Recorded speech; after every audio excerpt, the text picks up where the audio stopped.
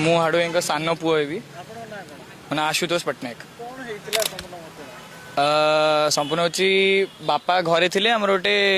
गोटे चली गोटे भोजीर गोटे सब रोसईवास चलता से वर्षा बहुत जोर होता तो बाबा सेपटे माने तेल कड़े गोटे गरम बड़ तेल कड़े बसला तो बाबा सेपटू चली गला बेले वर्षा जो गोड़ स्लीप कला से तेल कड़े ऊपर पड़े तो गरम तेल पूरा ऊपर पड़ला तो ये 2 दिन तलर घटना।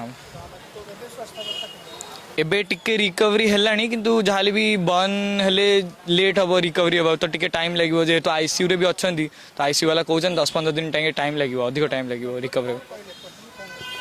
डॉक्टर कहले एबे तो जेहेतु फेस हाथ बात सब बन हो तो से गुड़ा बन जिनस तो रिकवर होगा बहुत टाइम लगे तो से गुड़ा रिकवर हम तापर देखिए अवस्था पुणी डायबिटीज अच्छी बीपी अच्छी तो यही सब जिनस डायबिटीज भी अफेक्ट हो 400-500 हो जाऊँगी डायबिटीज तो एबे बाहर को छाड़ी इन्फेक्शन वगैरह भी बहुत हम तो भितर से बन डिपार्टमेंट आईसीयू रे ट्रिटमेंट चलती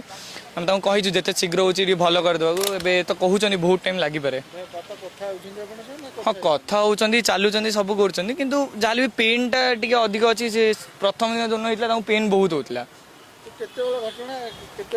येटा हम राति 8टा 8:30 बेलू हम आम आमर घरे यूनिट 1 घर अच्छी से घरे यहाँ